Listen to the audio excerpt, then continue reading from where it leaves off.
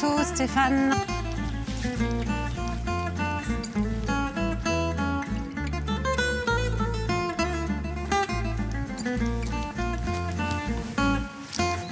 Ok, château, jardins familiaux. Bah écoute Stéphane, moi je te propose de partir vers le sud.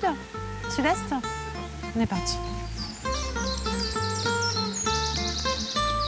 Je crois que nous avons compris qu'il fallait tourner à gauche. Doucement, ce chemin nous conduit à la capitale.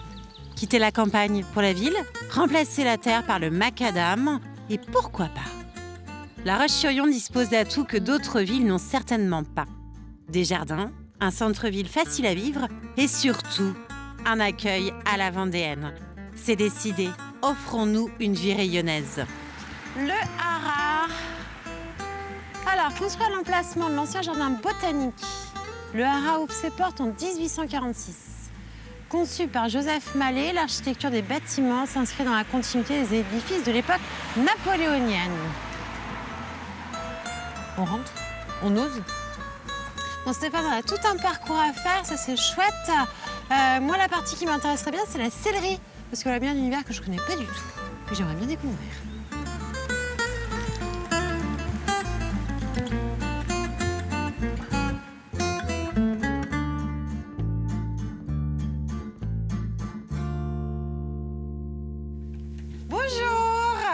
Vous êtes bien caché? Je suis bien caché. Hein. Enchanté, Mario. Ouais, bonjour, Stéphane, bonjour, merci de nous accueillir ici, dans votre avec atelier. plaisir. Donc, si j'ai bien compris, nous sommes ici dans l'atelier d'un sellier. C'est ça. Est-ce que vous Un sellier harnacheur, exactement. Alors, ben justement, qu'est-ce qu'un sellier Voilà, harnacheur? voilà, parce que sellier aujourd'hui, c'est un terme générique. Évidemment, sellier, c'est celui qui fabrique les selles. Mais aujourd'hui, ce métier, il est vaste et varié. Vous avez des selliers maroquiniers, vous avez des selliers garnisseurs, des selliers automobiles. Voilà. Et donc, du coup, voilà, on est... Donc vous êtes vraiment spécialisé sur le l'univers. métier initial donc de sellier est spécifié évidemment aujourd'hui avec la particule donc d'harnacheur, puisque c'est la fabrication des selles et des harnais. Et des harnais Voilà, pour les chevaux. pour les chevaux. Comment devient-on sellier? Par hasard. Ah ben, c'est-à-dire, Alors, vous par exemple. Moi, par exemple, alors moi j'étais cavalier. D'accord. Quand j'étais très jeune, voilà, c'est une passion depuis toujours. En fait, c'est le cheval qui m'a amené à ce métier-là. Voilà. Et suite à un accident, je cherchais une reconversion, enfin quelque chose qui m'attirait. Et le cuir était une matière qui me parlait. Et donc, en feuilletant une revue qui s'appelle L'Étudiant, il y a fort longtemps, voilà, que ma sœur m'avait amené à la clinique à mon chevet avec ma main esquintée, en troisième de couverture, j'ai vu stage initiation sellerie-bourrellerie. Et ça a été un déclic, je me suis dit, c'est ça que je veux faire. Parce que ça vous permettait aussi de rester dans cet univers du cheval. Complètement, c'est ça, de rester en fait dans ce milieu qui me passionnait. Donc du coup, j'ai pris mon téléphone, je me suis inscrit à ce truc-là, j'ai signé une dérogation auprès du chirurgien puisque je venais d'opérer, donc je n'avais qu'une main, voilà, et je suis descendu faire l'entretien et je suis tombé sur un type passionnant et passionné qui était compagnon du Tour de France, voilà, et qui m'a donné l'envie. Donc une jolie rencontre. Donc une rencontre qui a marqué ma vie, voilà. Alors comment devient-on compagnon du Tour de France? Comment on devient compagnon du Tour de France? Eh bien, du coup, moi, à travers cette rencontre, j'ai fait ce stage d'initiation en région PACA, voilà, dans un très bel endroit, au bord de la Durance, dans une ancienne bergerie, un atelier magnifique avec une dizaine de personnes. Et à la fin de cette formation... Vous étiez encore plus motivé. J'étais encore plus motivé, c'est ça. Ce maître de stage m'a proposé une embauche dans une boîte dans les Pyrénées. Voilà. Et donc j'ai commencé à faire ce qu'on appelle un peu le Tour de France à travers différentes entreprises. Alors, il y en avait peu à l'époque en sellerie, hein, c'était pas très très courant. Je vous parle des fins des années 80, quoi. C'était voilà. Mais c'est un fait réel, ce Tour de France, vous faites véritablement. Oui. Alors après, c'est suivant les métiers. Il y a des métiers où c'est beaucoup plus facile bien de sûr. tourner, parce qu'il faut trouver les bonnes entreprises pour accueillir. Mais oui, bien sûr, ça fait partie intégrante de la formation, le voyage. Et est-ce que vous avez accepté, vous, maintenant, Olivier, de nous montrer justement vos savoir-faire, vos gestes? Ouais. Alors, voilà, donc moi, je travaille Ici, nous sommes dans un atelier donc, qui appartient à l'Institut français du cheval et de l'équitation. Alors, qu'est-ce que c'est que cet institut? Alors, l'Institut français du cheval et de l'équitation, c'est un établissement relativement récent. La création est de 2010. Oui. Et c'est la fusion de 2 établissements historiques, les haras nationaux et le cadre noir de Saumur. D'accord. C'est-à-dire que tous les haras nationaux de France se sont unis à ce moment-là avec le cadre noir de Saumur. C'est ça. Alors, l'idée, c'était, à la base, la création, c'était supprimer l'étalonnage public en France. D'accord. On faisait de l'étalonnage public depuis Colbert. C'était une idée de Colbert, puisque à l'époque, sous Louis XIV, on ne savait pas élever les chevaux et l'achat de chevaux était le plus gros budget du royaume, en fait, tellement qu'on guerroyait. Et donc Colbert, faisant ce constat qu'on élevait très bien les moutons, les vaches en France, a dit il faut créer quelque chose, une institution, pour arrêter d'acheter nos chevaux aux Espagnols ou aux Anglois et on a des terres qui sont faites pour ça, pour élever des chevaux aussi bien que les bovins. Et donc du coup, voilà. Et donc les haras nationaux ont été créés comme ça. Voilà. Et du coup, on met la cuisse fait pression.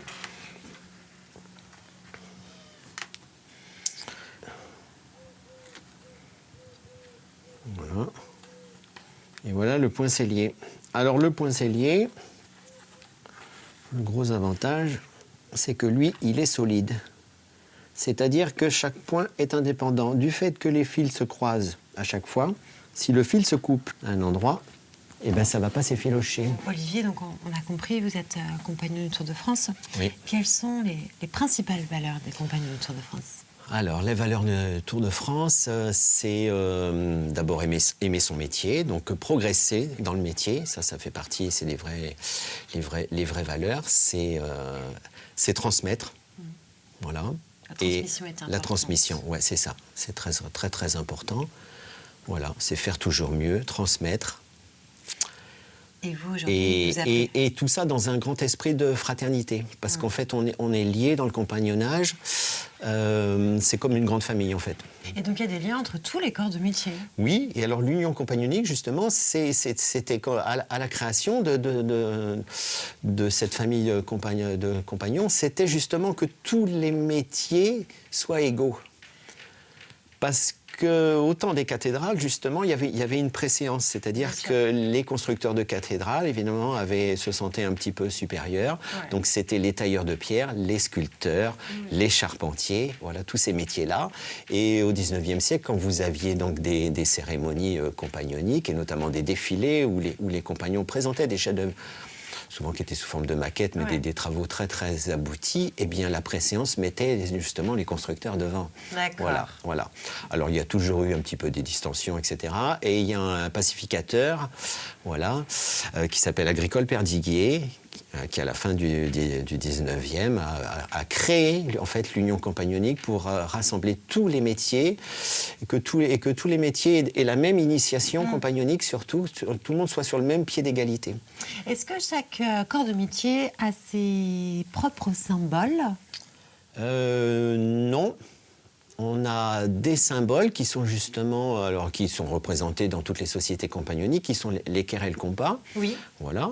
Que je vois derrière. Alors, après, oui, moi je dirais, c'est un outil voilà, commun, mais l'équerre et le compas, c'est vraiment le symbole des compagnons. Alors, on retrouve ça, des gens vous diront, on retrouve ça aussi chez les francs-maçons. Oui. Voilà, c'est pas tout à fait la même. Alors, les outils ont le même symbolisme, mais il y a une petite. Le sens est différent. Le sens est un petit peu différent. L'équerre représentant la matière et le compas l'esprit. Et quand vous regardez un signe compagnonique, vous voyez que l'équerre et la matière se croisent. Ça veut dire que l'esprit et la matière sont sur le même pied d'égalité. Ouais, si on fait la différence avec la franc-maçonnerie, c'est l'esprit qui maîtrise, qui est sur la matière. En fait, les francs-maçons ont une équerre et ils posent le compas dessus. Chez les compagnons, les deux outils sont entrecroisés. C'est une grosse différence. C'est une grosse différence. Beaucoup de gens se trompent dans le symbolisme. Ils disent « Ah oui, non, mais vous êtes franc-maçon ». Je dis « Non, pas du tout, ça n'a rien à voir ». Alors justement, vous parlez matière, Il y en a devant nous. Oui. On a ce cuir. Donc, au tout départ, vous nous l'avez dit, hein, vous étiez cavalier. C'est-à-dire que vous étiez C'est sur ça. la selle. Oui, moi, c'est le cheval qui m'a amené Et au aujourd'hui, cuir. c'est vous qui créez la selle, donc vous touchez la matière. Qu'est-ce que ça vous apporte, ça, aujourd'hui, Olivier? Qu'est-ce que ça m'apporte?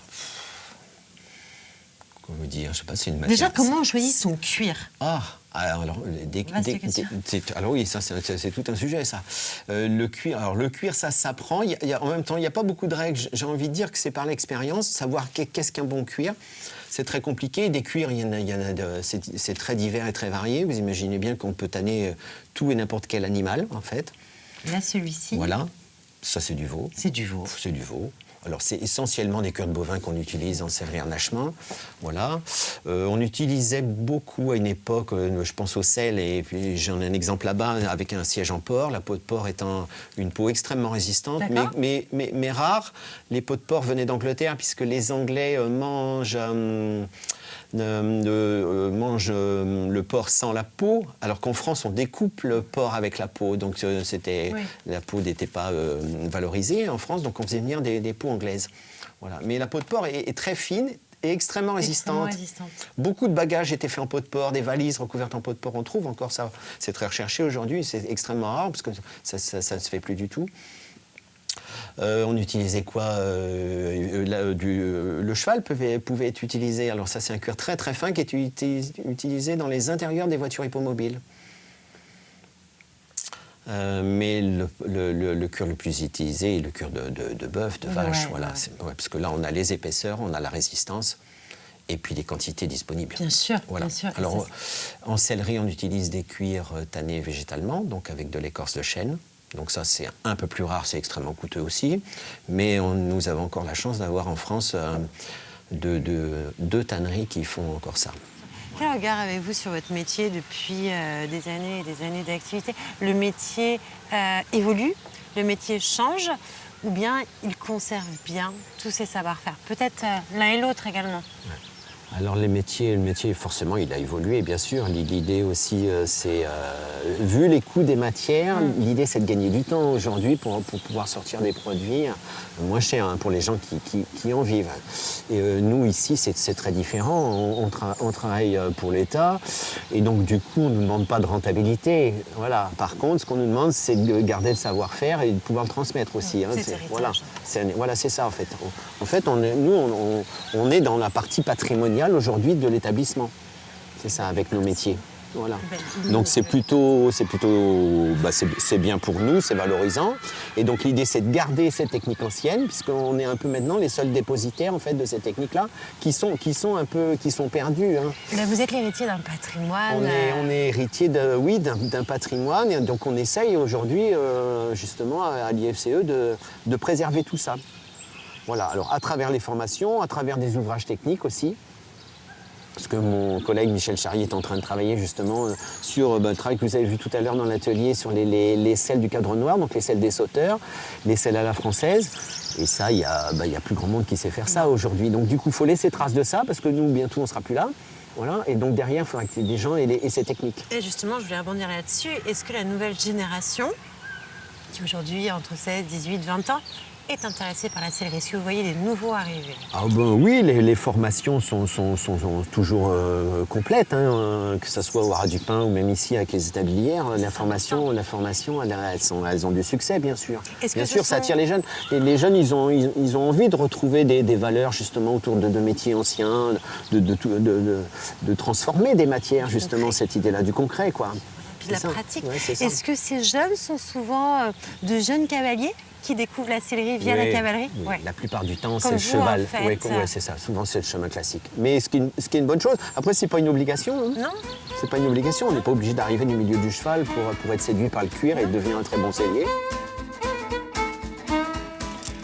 Super. Et ben voilà. Tac.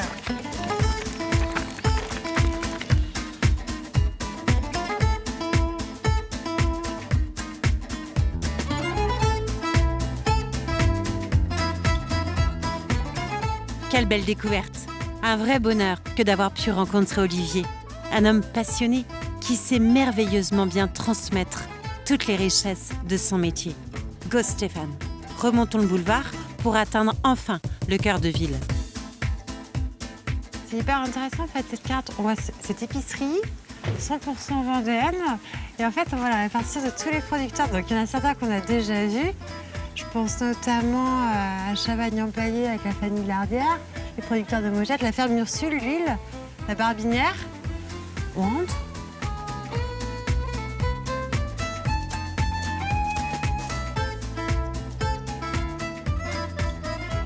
Bonjour.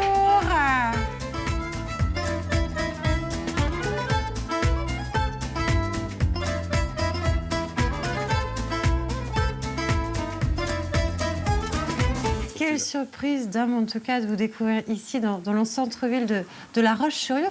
D'où est né ce projet, cette épicerie? D'où est né ce projet? Ça fait très longtemps que j'avais envie de le faire. J'adore ma Vendée, j'adore les produits. Vous êtes originaire de Vendée? Je ne suis pas originaire de Vendée, je suis originaire du Maine-et-Loire, de Cholet, donc la Vendée militaire, comme on dit. Mais j'ai été adopté par les Vendéens il y a plus de 35 ans quand même. Et l'idée est venue, c'est que nous sommes déplacés avec ma femme un jour dans un magasin qui faisait de la promotion sur les produits locaux. On est rentré dans ce magasin-là, on venait de faire 40 km et on n'a vu que 2 produits.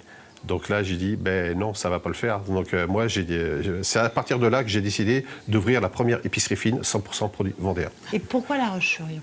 Pourquoi La Roche-sur-Yon? Parce que La Roche-sur-Yon devient de plus en plus touristique. Donc c'est pour ça et c'est la pièce maîtresse, La Roche-sur-Yon. Hein. On n'est pas loin de la côte, on n'est pas loin du Puy-du-Fou, on n'est pas loin de Saint-Gilles.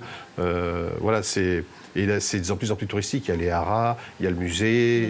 Voilà. C'est central et puis c'est la capitale. C'est la capitale c'est la capitale de Vendée. Maintenant, il y a la place Jacques Chirac qui est là. Donc ça va drainer un petit peu de monde, quoi. Et les touristes sont là. À chaque fois, ils sont présents. Dom, je vois plein de couleurs dans ce magasin. Ouais. C'est absolument magnifique. Ouais. Comment ça s'organise, donc l'épicerie ici? Il y a la partie épicerie. Chez Dom, il y a 2 parties. Il y a la partie épicerie et il y a la partie aussi entreprise. Parce que je fais beaucoup aussi de coffrets pour les entreprises, pour remercier les clients, les collaborateurs ou des animations spécifiques. C'est-à-dire des coffrets? Je fais par exemple là, des coffrets. Là, je suis en train de faire, vous voyez, un coffret pour une entreprise qui va fêter ses 50 ans. Et là, c'est un coffret pour le monsieur, pour le patron, pour le dirigeant. On vous regarde faire alors? Voilà, je suis en train de le finir. Quand vous êtes arrivé, j'étais en train de faire ça. Et donc là, vous mettez différents produits. Voilà, différents produits. Du sucré, du salé. Voilà, du sucré salé, du poisson, de la perdrix, du faisan. Une bonne bouteille. Une bonne bouteille, le pinot noir, mais ce sera plutôt les chalons qui sont là-bas.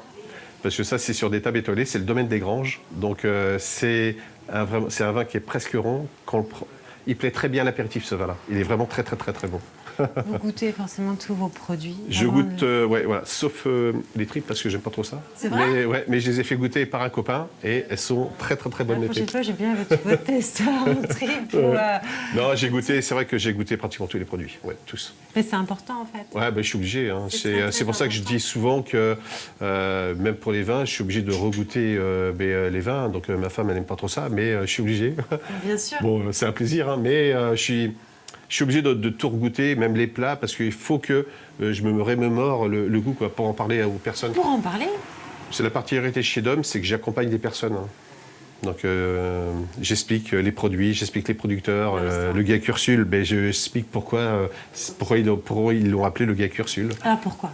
Pourquoi le GAEC Ursule? C'est parce que le premier veau qui est né à la ferme, il s'appelait Ursule. C'est-à-dire que c'était le mari demande à sa femme comment on va l'appeler. Et elle a dit, on est dans l'année des U, on va l'appeler Ursule. Et c'est toujours resté GAEC Ursule. Et puis il est bien connu aujourd'hui. Et maintenant, oui, il est très connu parce que c'est le précurseur du bio en Vendée. Ouais, exactement. Et connu parce que c'est d'huile de colza, de tournesol, mais pressée à froid. Donc ça a gardé toutes ses saveurs. Avec un goût exceptionnel. Ouais, l'huile de colza, vous pouvez prendre l'huile de colza, vous prenez une toute petite coupelle, vous mettez dedans, vous prenez des petits morceaux de pain, des petits pics, et puis bon appétit. On sent les piqûrières. Ouais. Non, mais on recommence après, je vous laisse travailler, puis on reprend notre discussion. Ok, ça juste marche. Après. Ouais, merci. Ouais, non mais... J'ai pris un paquet de chips, c'est un cookie. Tu m'as pris? Un paquet de chips, c'est un cookie. Ah oui. Tu peux avoir un ticket? Placement, hop. Bah oui. Merci. Oui.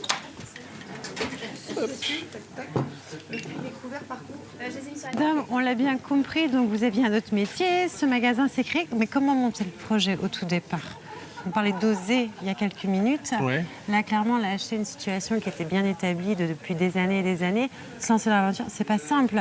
Vous vous faites accompagner. Ouais, je me suis fait accompagner par Vendée Grand Littoral. Oui. Et puis surtout, c'est que j'ai écrit mon projet au début. C'est ce que je dis à chaque fois. Il y a des classes de bac et puis de BTS qui viennent à la boutique pour se renseigner. Et c'est ce que je leur dis. J'ai écrivez votre projet. Et écrivez-le pas à votre nom, écrivez-le au nom que vous allez donner à votre entreprise. Moi, j'ai écrit mon projet, j'ai mis chez Dom, si la Vendée m'était comptée, fera ci, fera ça, fera ça. Et j'ai suivi à la trace tout ça. Et j'ai suivi aussi à la trace ce que me disait Vendée Grand Littoral. Oui, voilà. Et j'imagine qu'aujourd'hui, alors, on a compris, ça fait quelques années maintenant que l'épicerie est ouverte. Ouais. Quel regard, justement, vous avez sur ces quelques années écoulées? Ça va faire 3 ans à la fin de l'année, là. Ouais. Mais c'est beaucoup de travail, beaucoup de stress, beaucoup d'heures. Mais je suis hyper content parce que c'est en progression. Et puis, il y en a qui me suivent encore. Donc voilà, pour moi, c'est une réussite. Et plus ça va aller, quand tout ça sera terminé, la crise, et ben voilà, ce sera que du bonheur. Alors, tout en continuant à parler, on va avancer jusqu'à Ouais. la plage Jacques Chirac, dont vous nous parliez tout à l'heure. Et cette relation avec le client, parce qu'au départ, des personnes sont venues, Ouais. reviennent. J'imagine que vous créez de très jolies histoires, Voilà. Ouais. de jolies rencontres. Ouais, moi, je fais de super belles rencontres. J'ai des clientes, par exemple, qui viennent à la boutique, c'est simplement aussi pour discuter. Parce que c'est des clientes, hein, mais on profite aussi pour discuter. Je ne suis pas là que pour vendre un produit. Je suis là pour faire la discussion avec ces personnes-là. Et c'est des personnes très agréables. Donc, et moi, elles m'apprennent des choses. Je leur apprenne aussi des choses. Mais c'est très agréable. Je suis là pour discuter avec les clients. Je les accompagne. Maintenant, vous êtes bien inséré dans le quartier, Ouais. vous faites partie de la vie du quartier, et puis on sent que là, c'est vraiment de la confiance Ouais, qui c'est se la- crée avec les gens. c'est réciproque. Hein. C'est-à-dire que moi, quand je vais sur mon site internet et que je regarde ce qu'ils ont dit sur moi, ben, je suis... C'est la plus belle reconnaissance. Ben oui, ouais, c'est de la reconnaissance. C'est-à-dire Ouais. que moi, je me dis, mais et on ne s'aperçoit pas qu'on est comme ça dans la boutique. Hein. Je fais mon métier tout simplement. Je ne suis pas là que pour vendre un produit, c'est que j'explique le produit, le goût, le producteur, sa vie. Comme Maurice tout à l'heure, je vous expliquais la vie de comment ça s'est passé pour eux. Ben voilà, ça c'est fantastique. Mais quoi. voilà, ça c'est fantastique. Ouais. Et en plus, on peut voir toujours là, maintenant, des gens assis sur la terrasse. Voilà. On peut déguster chez Dom. Voilà, chez Dom, on peut venir déguster tous les produits qu'il y a à l'intérieur de la boutique.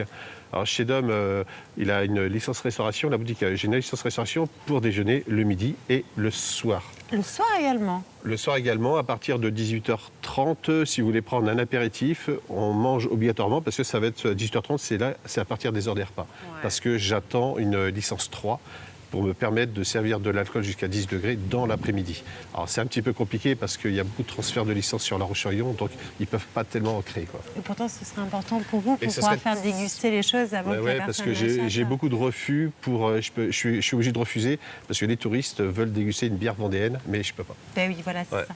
Alors, au-delà de cette licence 3, est-ce que vous avez d'autres projets? Parce qu'on sent quand même que vous êtes un homme à projet. Voilà, ouais. Il y a d'autres. Mais le projet, c'est de s'agrandir. Ah. Si la Vendée m'était comptée, c'est pas pour rien. Donc il y a d'autres projets à venir. Donc on a déjà créé 3 produits, la box pique-nique, la box la vendéenne. Qu'est-ce que c'est que la box pique-nique? La box pique-nique, c'est une box, si vous voulez aller pique-niquer par exemple à Saint-Gilles-Croix-de-Vie, Ouais. avec votre petit chéri, c'est une box pour pique-niquer, il y a tout dedans, 2 salades, 2 desserts, les chips, les petits croûtons, la tartinade et l'apéritif vendéen. Et du 100% vendéen. Et du 100% C'est bon, vendéen, on passe commande, artisanal. On passe chercher au magasin et ensuite il n'y a plus Voilà, qu'à et il y a plus qu'à partir au en bord de la mer. vadrouille. C'est génial Voilà. ça, Stéphane. En fait, il faudrait qu'on passe par chez Dom Non. quasiment tous les jours. Est-ce que vous acceptez justement qu'on passe un petit moment ensemble et qu'on partage un verre, qu'on picore quelque chose et qu'on continue à discuter? bah oui, Ah bah génial. parfait. Stéphane, nous y allons? On y va. Alors ça, c'est la nouvelle bière des Corps de Lune, la bise. Chin Chin, une bière vendéenne, un contenu local, un contenant également fait chez nous. Ici, Dom nous raconte clairement une histoire. Et si la Vendée m'était comptée? Partager des morceaux de vie, visiter le territoire tout en dégustant notre terroir, il fallait avoir l'idée. Dominique l'a eu. Photo, ouais, petite photo yes. souvenir. Ouais. Merci beaucoup, avec plaisir. À bientôt. Au revoir. Au revoir. Assurément, cette ville nous a offert son lot de surprises. Pourtant, L'appel du chemin de terre est trop fort. Retournons vite au vert. Des arbres, de l'herbe, des brindilles qui craquent sous nos pas. On veut tout ça. Go Stéphane!